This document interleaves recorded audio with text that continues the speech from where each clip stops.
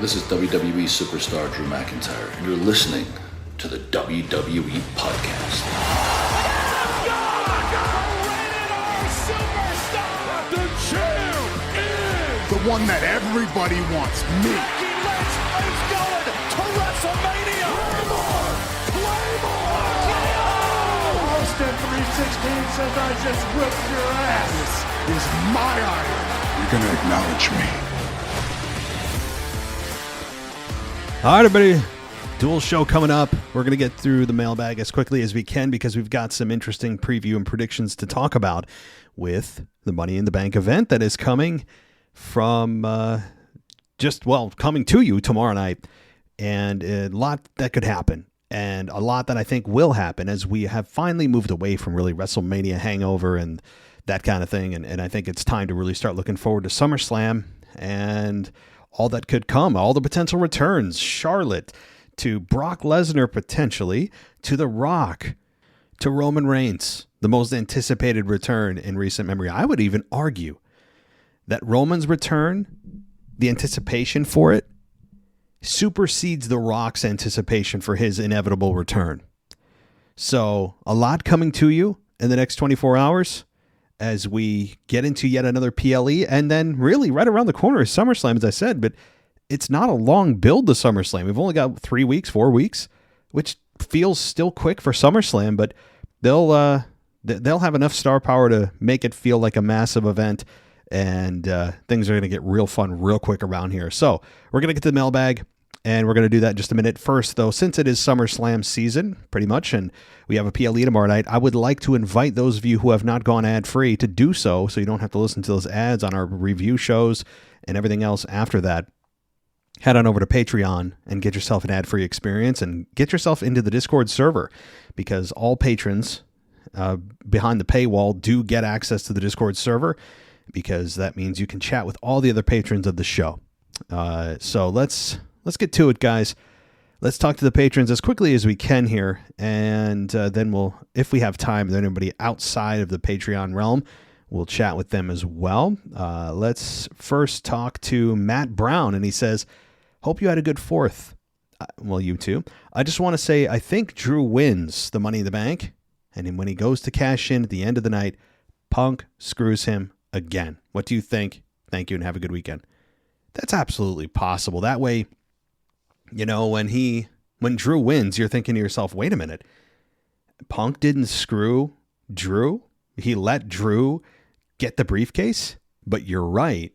You could have a second part to that where Drew cashes in, but as he's about to, Punk screws him again. That is a really, really solid prediction. The only argument against that would be that you would have the Money in the Bank squandered the same night as the PLE. So you don't have that looming question over the next 12 months, potentially, of, wow, that person still has the briefcase. They could cash in. That person's still looming. So it does take a little bit of creative away from WWE. If they're willing to sacrifice that for the Punk-Drew rivalry, then sure. And I actually have no problem with it. Because it felt like Damian Priest carried it for 25 months last year. I mean, it felt like Damian Priest carried it well beyond the 12 months. So I have nothing against it. That's a great prediction. All right, let's get to Thomas Franco. He hasn't wrote in a while. Another great patron. Says, been a while since I wrote in, but I figured this would be the perfect time since I'll be attending Money in the Bank this Saturday from school. Wow, you're attending? You go to all these awesome events, I have to say. I won't be available to do a review show on Sunday night, but I could always hop on the Weekend Review and Raw if you're up for it. I'm not good at commitment on this show lately because of my schedule, so if I do find time and I have a solid time, I'll let you know. In terms of the product, I'm loving the amount of stories and importance that a lot of segments are getting. Not just the main event, but undercard segments with Braun Breaker, Ludwig, and even Grayson Waller and Austin Theory on SmackDown are being given time. My only issue with the post-Mania product is Bayley has been a complete afterthought. It seems like they've just completely forgotten about her. I hope Nia Jax beats her at SummerSlam, and hopefully we get Tiffany winning the Money in the Bank, only to cash in and beat her real-life friend Nia for the title. Keep up the good work. Thanks, Tom. And I have been making this a sticking point on my show too, really even prior to Mania, is that Bayley has been, an afterthought is being generous. You know, her and Io, as I've said many times, have really shown that they can work well together and had a hell of a match at WrestleMania. And I'm thinking, okay, post-Mania or pre-Mania build wasn't great. They had a banger at WrestleMania. And you're thinking, okay, here we go. Back to the Bayley show. They're finally going to give her the time she deserves. And no. I mean, she doesn't even get matches on SmackDown. She gets backstage useless throwaway segments of her just watching other people's matches and having random comments about them or random interactions with other women. She doesn't feel like she's the champion. I don't know what it is and why they have decided to not give Bayley almost any time or really to see what this babyface character of Bayley can do, which we still have not seen. But I am disappointed. And that's one of the things that I have been critical about. And there'll always be things that you can't do everything all at once. It's whack-a-mole when it comes to creative. You can't focus on everyone all the time. It's cycles. I get that. But this has been a forgotten mole to whack, so to speak. Weird analogy, but you get it. That WWE has not just paid attention to at all. And you're right. I mean, I actually hope Nia Jax wins. I'm with you because I think she'd be more interesting than Bayley. And again, that's not Bayley's fault. It's creative that has just decided that she's not important enough to give multiple segments to or really make a focal point. So it is a bit disappointing on that front. And I think Nia Jax, while she's been champion once, I've been corrected on that because I did forget, she would be more interesting. And I think Nia Jax as champion is more fun. Bayley's run as a babyface champion has been an utter disappointment. And that's no shade on Bayley herself, who's doing with what she can, what she's given. And that's not a lot. So I'm with you. All right, Tom, thank you. Enjoy the event. Another patron, AJ. Hi, all. With the clips from WrestleMania 41 making their round on Twitter from the main event again, it continues to sadden me when the gong hits instead of the glass shattering. As I've said, I'm not the biggest fan of Cody, Roman, or Rock, so watching that finale was a huge disappointment. Do you think it would be fitting to have Stone Cold intervene in a Rock-Roman match in the future, or what capacity do you think you could realistically return, whether it's for a moment or a match? I know you want Rock Brock, but what about Brock Austin? I meant WrestleMania 40. Yeah, I know what you meant. Yeah. So you're talking about WrestleMania 40, not WrestleMania 41. Yep. AJ, I have been on, I'm glad you brought this up. Lately, I've been continually sad about it. I have not felt better. Like my feelings about it have not improved. Look, Undertaker, legend. He is, there's nothing you could say in the English language that would give him enough respect for what he's done for WWE and professional wrestling, just period. Right? That's not a slight on Mark Calloway. It's nothing to do with him, but he didn't fit in that segment. It was Austin's to be had. And it's not, if Mark Calloway felt good about closing his career that way, that he felt it was closure for him, cool, awesome. If I had a choice, it was Austin's to be had. It was not Undertaker. That felt very random. What beef does the Undertaker have with Rock? What exactly is the beef? Someone tell me. Again, cool, nostalgic, Attitude Era-esque moment. No doubt about it. Chill-inducing moment. But Austin was the man for the job to stun The Rock. I had predicted that main event finish correctly for weeks. And I'm not tooting my own horn, but it was the best way that they could have done it, and they did it the best they could. Now, what we heard was that Austin couldn't come to terms financially with the company. That, in so many words, it seems like they weren't offering him what Austin felt he deserved. That's what it seems like. And it seems shallow on Austin's end. Oh, it's money. But you know what? He is the biggest star of all time. And if you felt you're being disrespected by the offer on the table, then I understand why he did what he did. I get it. But as fans, it's disappointing. It's disappointing that you had that moment ready to go. The pop would have, I think, been greater than The Undertaker's. I think it would have doubled The Undertaker's pop to have Austin be the one to come out, stun The Rock. Cody still wins, and that's fine. But you're right. Now, as far as moving forward, I think Austin may not be done when it comes to stunners and interfering, and maybe we get that moment with The Rock. It still could happen. How does it happen? Well, WrestleMania 40's come and gone, but The Rock and Roman could still have a match. I don't know what the beef would now be. Like, you can't have this same setup where one comes out after the other. Each one that comes out is a subsequently bigger star, ending with the pinnacle of Austin coming out. I mean, you've already run that train. You can't really run that creative again. But we do have a scenario, I think, that would present itself where The Rock could run down every previous legend, saying he's the biggest star of all time, continuing to run down the crowd, saying that, or maybe run down Texas as Kevin Owens did. And, I mean, there is a way to get Austin to still stun The Rock, not to start a rivalry with The Rock or have a match with The Rock and Austin, but to get to that moment that we all, I think, were cheated out of at WrestleMania. And I know it sounds like I'm a spoiled wrestling fan, but when it comes down to WrestleMania, and if WWE wasn't willing to shell out enough money to make that moment happen, then shame on the company. You're telling me they're not in a good enough financial situation to be able to afford a couple more zeros on a check to bring Stone Cold Steve Austin in for a moment that we'll never forget at a time that you can't go back to, that you'll never be able to recreate at WrestleMania 40? Give me a break. So I kind of put this on the company if they weren't willing to give Austin as much as he wanted for that moment.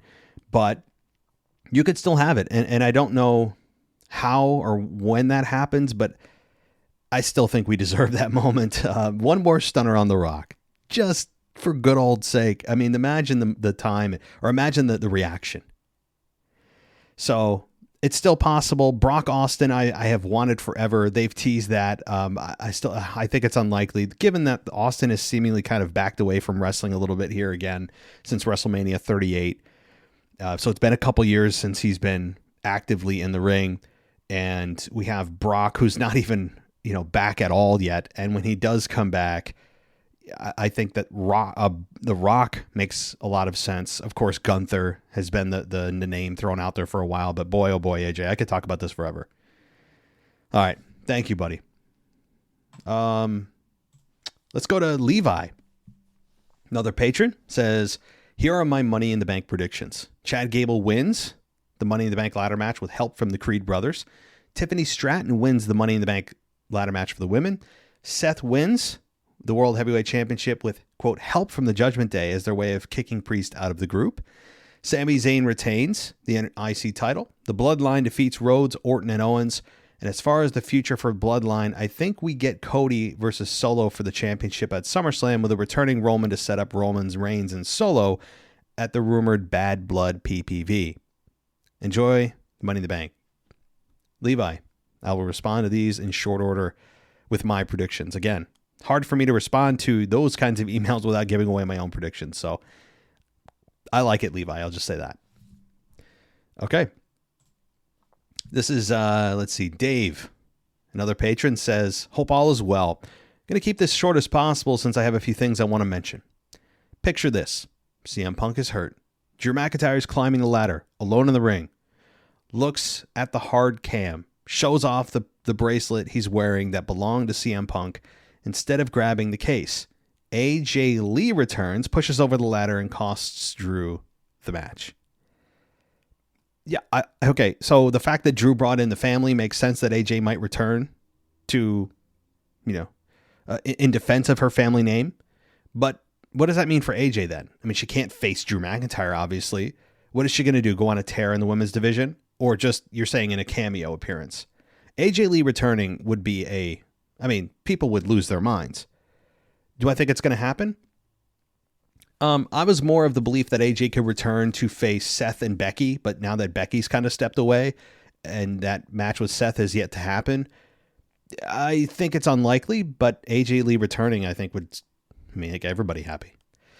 Okay, SummerSlam, Cody versus Solo main events. Cody wins, and as he's standing in the ring with Solo, sitting up in the corner of the ring, the Tribal Chief's music hits. He walks to the ring. He and Cody stare off. Then the camera slowly pans to show Roman staring at Solo while Roman walks past Cody, beats Solo's ass, perfect return. Well, I don't know if Roman off the bat is going to attack Solo. I think he has reason to now. And the reason is he attacked Paul Heyman viciously.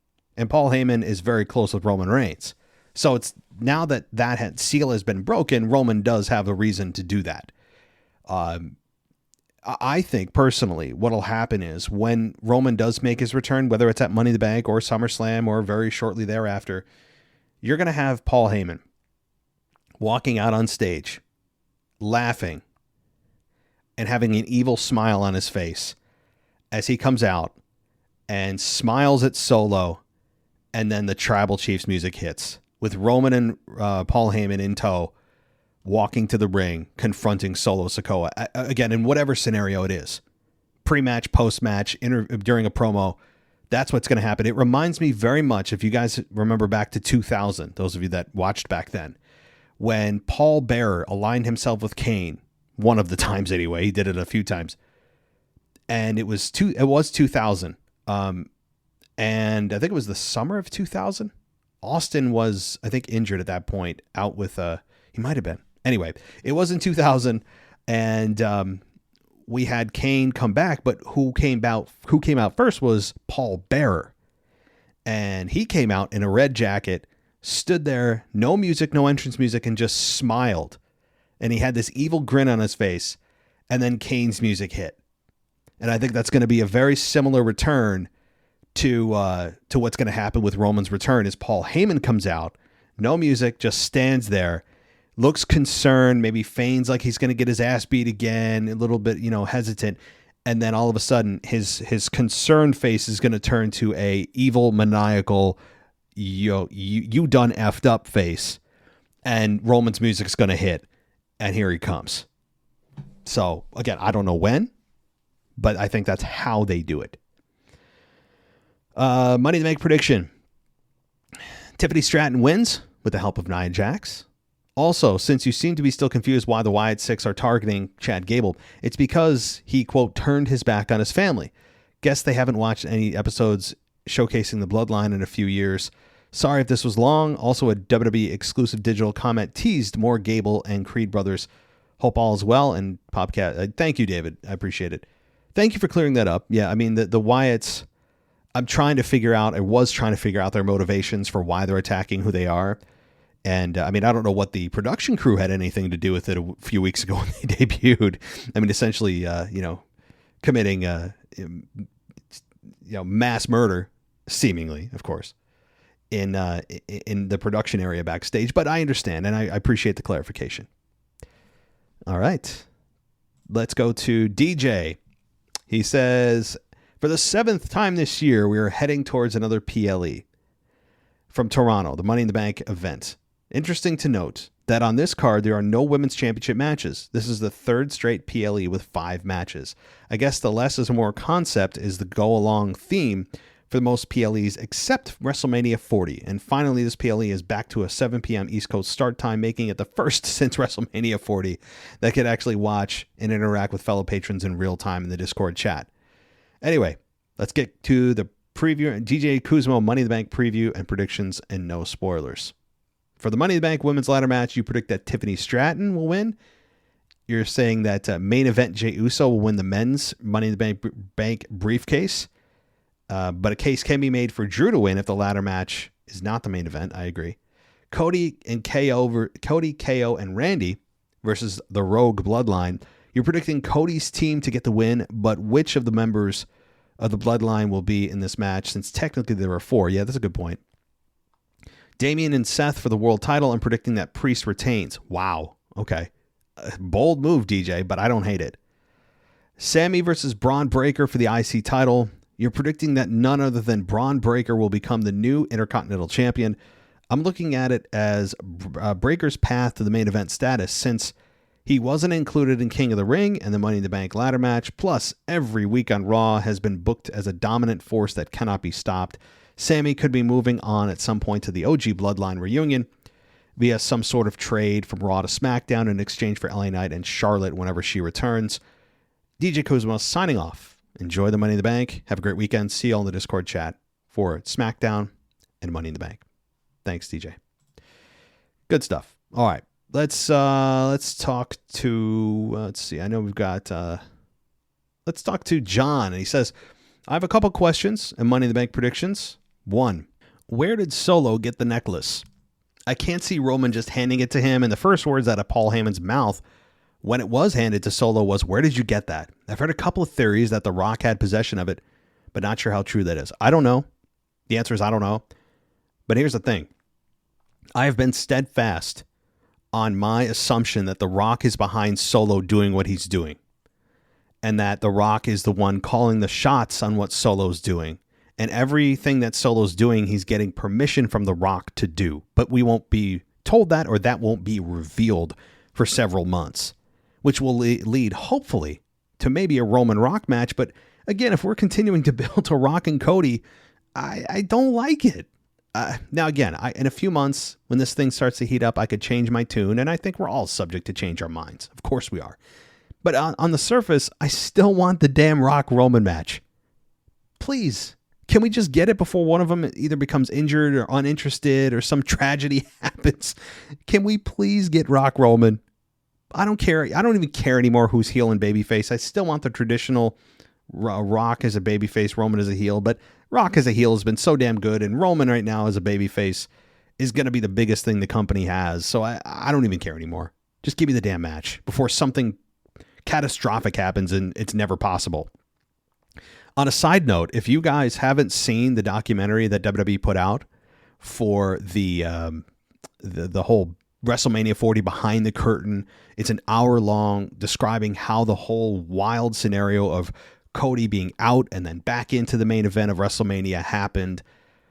It's worth a watch. Very interesting on how the whole thing transpired. It was as chaotic as we imagined it was backstage. If you haven't seen it, and I'm not trying to spoil anything for any of you that haven't seen it, worth a watch. And some of the YouTubers that are out there have gotten some notoriety on the documentary. Pretty wild. Those of you, now this may be a name you don't recognize or do. Wheezy Blonde. She was on there. I think a couple others that you guys may watch. But pretty wild. I mean, imagine if you're a YouTuber thinking no one's watching, or a Twitch streamer that WWE's not watching and they are, and they pull that footage out and throw it on there. Pretty damn cool. Pretty damn cool. So, oh, by the way, there's footage in that documentary of Cody jogging with his stupid dog. So they put that in there, I think, just to piss me off. I understand people jog with their dogs, but it just fits him to a T in a way that annoys the hell out of me. I don't know. If I never see his dog again, it'll be too soon. Nothing against the dog himself, but it's just Cody's character is the problem I have with it. But anyway, moving on. Number 2, I loved Seth and Priest's promo the other day, and I almost felt a bit of respect there between the two. I like Seth telling Priest he is strong without the Judgment Day and doesn't need them. It makes me wonder if they're setting up for either a Priest split from the Judgment Day and or a Priest babyface turn. I still think Priest beats Rollins at Money in the Bank, but it's a match I can see going either way, really. Yeah, I mean, again, I'm hard to respond to predictions, but intelligent response, John. That's all I can say right now. Number 3, and finally, you think Stratton wins. Her and Nia continue their friendship. Nia's going to beat Bayley at SummerSlam, turn into a bossy friend towards Stratton, leading to a Stratton eventually turning on her and cashing in on Nia after SummerSlam. As for the IC title, I think Sammy were to beat Braun, there's an argument to be made for Gable. Wait. That sentence is incomplete, but I'll move on. There's an argument to be made for Gable winning so he can cash in on Sammy. Outside of that, I think it's Jay or Drew. I'll go with Jay winning, but I think they're going to hold on to it. He's going to hold on to it for a long time. Okay. That's all I can say. I hate to be so facetious, but okay. All right. Let's go to Freeman. He says, I don't know how to put into words how much I was shocked by Paul Heyman going through a table. I thought for certain he was off limits for bumps, and certainly something like that was, given his size. Paul Heyman isn't exactly of an age or fitness level to take bumps like that, and we need to really appreciate what he did. But also, the strength of Jacob Fatu, having a man that size on his shoulders. You saw Tongaloa visibly strain and struggle to do the three-man lift, so Jacob Fatu must have had a hard time doing the move safely, but executed it perfectly. I can't wait to see him in the ring proper. That's something that's an interesting point, Freeman, one that I don't think a lot of us are talking about or thinking about as fans, is the strength it took to get Paul Heyman up. And it's not that these guys aren't super strong to begin with, but here's the thing. Everyone you work with is trying to help you and usually can help you with the lift, especially with a power bomb, right? They have the ability to use their own leg power to help you get them up. Paul Heyman can't do that. So you're lifting complete dead weight. And I mean that respectfully. But Paul Heyman's not an athlete. He would be the first to tell you that. We all know that.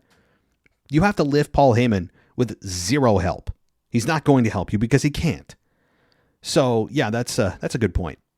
And him doing the bump, at least here's the good thing. The fact that he took the bump tells you that Paul Heyman's in better health than I think a lot of us realize. He wouldn't have been cleared to take the bump if the medical team didn't feel that he could absorb that bump. As safe as it was, there's still inherent risks. So it kind of gives you a little bit of an insight into Paul Heyman's health, which is, again, better than some people probably think it is. All right. Again, he's overweight, no doubt, but other than that, he probably is in decent health. Okay. For Money in the Bank predictions, I think women's is an easy choice because of the ongoing Liv and Rhea story. They won't give the Money in the Bank to someone on Raw and potentially upset the whole dynamic. Between Naomi, Chelsea, and Tiffany, I think we can rule out Naomi. So my money's on Chelsea, who will have a good time parading the briefcase around before given the honor of being the first woman's failed cash-in. But I would also not be surprised if Tiffany took it. Let's see here. I lost my spot. For the men's, it's more of a story of who will be the one to interfere with the bloodline, Punk. Who will be the one to interfere with the bloodline? Punk, Wyatt Six, and Logan Paul all being options. I had no idea have no idea how it's going to go, but one option I like is the Wyatt Six will interfere, costing Gable the match, and Drew will win. Drew then cashes in during the Seth and Priest match, turning to a triple threat. Punk thwarts the cash-in attempt in some way, but the distraction allows Priest to pin Seth, letting Priest retain by the other's interference once again. Yeah, I think everyone's kind of landing on Punk is going to screw Drew, whether it's before he gets the briefcase or after he gets it trying to cash in. Punk is and will, I think, show up. Bit of an early spoiler there. Good stuff, Freeman. Thank you. All right, couple more patrons, and then we'll be on to the preview and prediction show. This is from Logan. He says, when do we think Roman comes back? I personally think we're aiming for in between SmackDown after Money in the Bank or at SummerSlam. I'm really curious on who is going to finish the original bloodline due to the disadvantage in numbers they have, maybe Brock. I don't think Brock's going to touch the bloodline. Well, let me say this.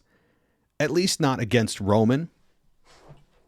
If Brock comes back, and I think he is, I don't know what his beef would be with anyone in the bloodline. We kind of wrapped that up many, many, many months ago.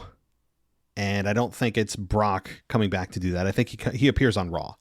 Raw is Brock's domain, it feels like. So, but as far as Roman when, we are within 1 month. I would say give or take a week, we're within 1 month. Again, it could happen tomorrow night. As early as tomorrow night would be the absolute earliest, but I still would advise against that. More likely, it's just before, at, or just after SummerSlam. My guess is they're trying to make SummerSlam as big as it is, trying to make it the WrestleMania of the summer, and they're going to 2 nights in a couple of years. You want Roman probably a part of SummerSlam. But there's also a case to be made of you want that big surprise, you want that big return. Roman could be that big return at SummerSlam. So for me, it's either between Money in the Bank and SummerSlam or at SummerSlam. All right, let's go to Aaron. Aaron C. He says, hey there, hope everything's going well. I've been subscribed for a few months now at the $10, and if I read correctly, one of the perks is I could come on the show once every 2 months. There you go. Let's join the conversation. Yes, you're correct, Aaron. Let's get on. Let's go. So if you want to come on, and obviously you have earned that right as a patron, being $10 a month every other month, then you can do, let's see, Week in Review or the Monday Night Raw review.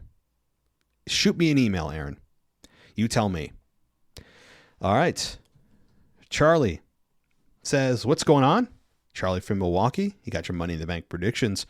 Here we go with Charlie's. And then we're going to go to Jeffrey T after this with his predictions. Jey Uso wins to become Mr. Yeet in the Bank. Number 2, Chelsea Green becomes Mrs. Money in the Bank to become the first woman to fail her cash in on the Money in the Bank contract. Number 3, Braun Breaker beats Sami Zayn to win the IC belt with help from Chad Gable. 4, Seth Rollins beats Damian Priest to become the new World Heavyweight Champion, only to lose it to Gunther 1 month later. Number 5, Cody Rhodes, Randy Orton, and Kevin Owens beat the Bloodline. After the match, Randy Orton gives an RKO to Cody, thus setting up a Randy versus Cody main event at SummerSlam. Wow. Thanks, everyone. Have a great 4th while eating lots of Nathan's hot dogs and safely enjoying fireworks. You know, that RKO from Randy is coming.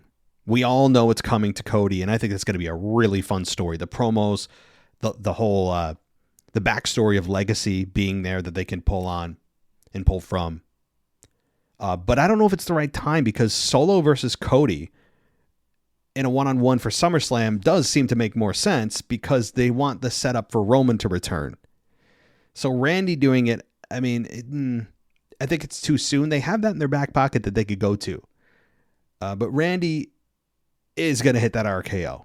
I think in the next 6 to 12 months, you're going to see an RKO on Cody to set up a heel turn for Randy, which is always fun, and a Randy-Cody matchup. All right. Good stuff, Charlie. One more prediction here. Then we'll get to my predictions. Okay, Jeff. You say Jay and Tiffany win the briefcases. Jimmy Uso returns to help Cody and his team against the Bloodline, and Seth win the... okay. Let me repeat that.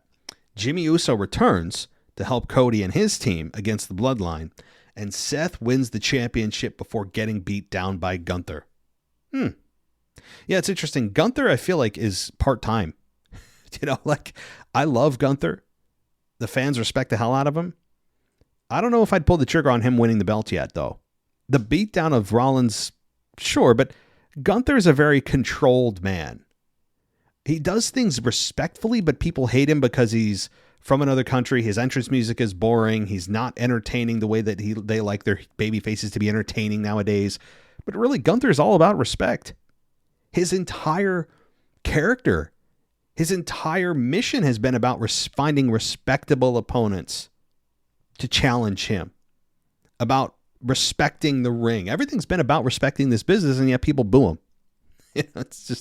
It's wild when you think about it. But thanks, Jeff. Do we have a voicemail?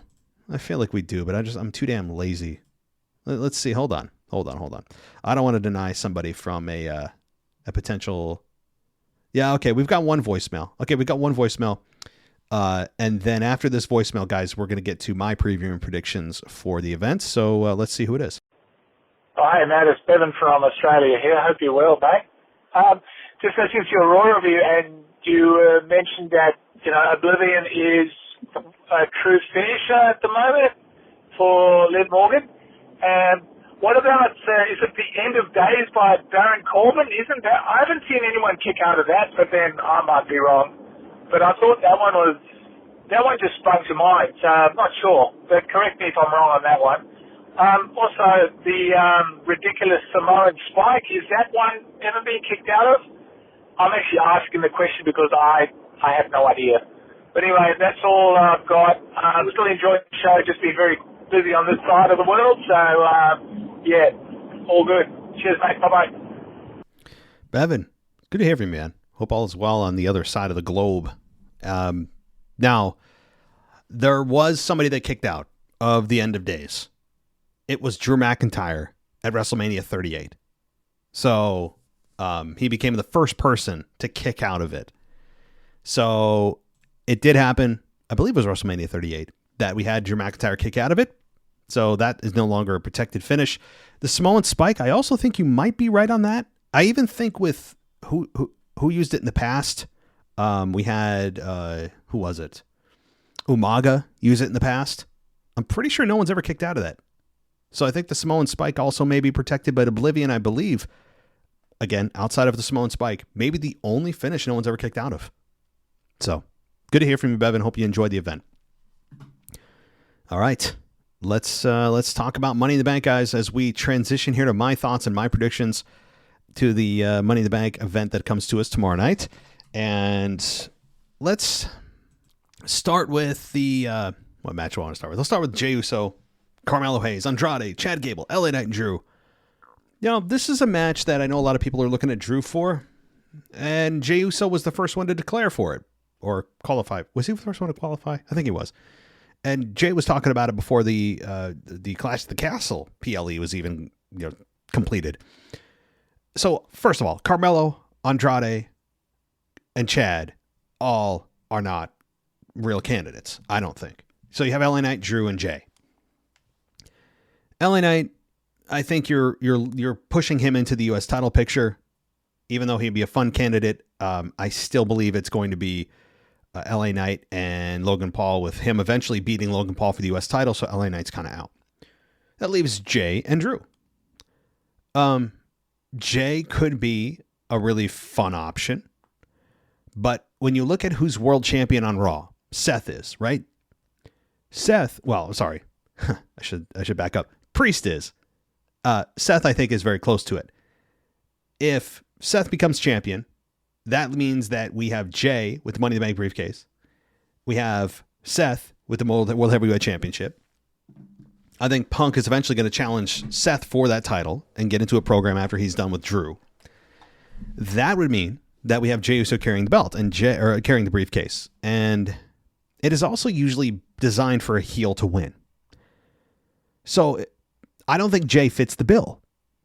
That has not been his MO, is, having his first major championship win under kind of shady circumstances, shall we say.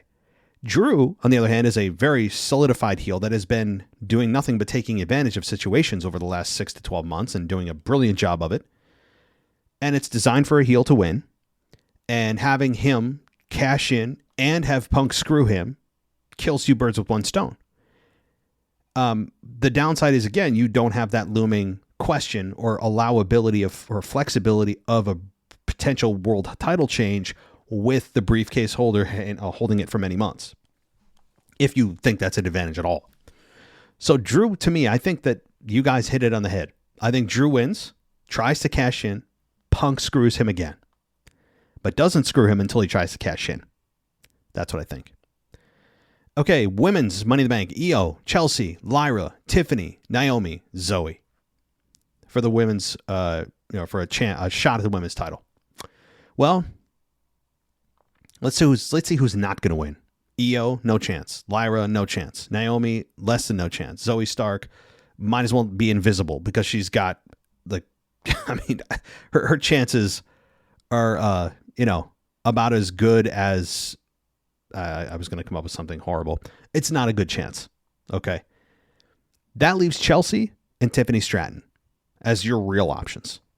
Now, Tiffany's a serious winner. Chelsea is the kind of the winner that you would look at as she lucked into it. It's funny. She would play it off well. But do you want to make a mockery of the Money in the Bank ladder match or Money in the Bank briefcase when you know Chelsea's not going to win and she'll be the first one to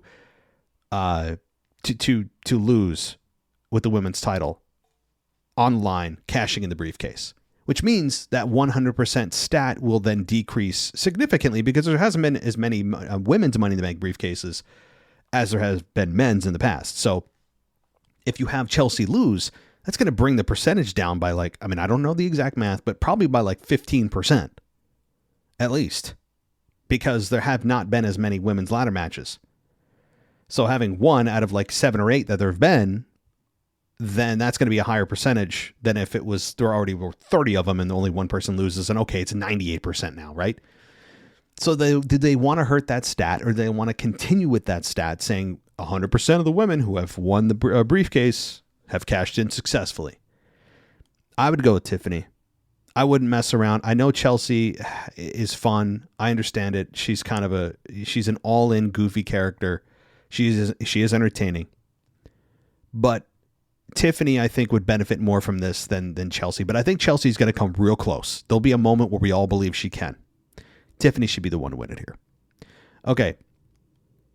And I think she's going to hold it for a long time. Damian and Seth. World Heavyweight Championship on the line. Last chance for Seth to win. If he wins, Damian's out of the Judgment Day.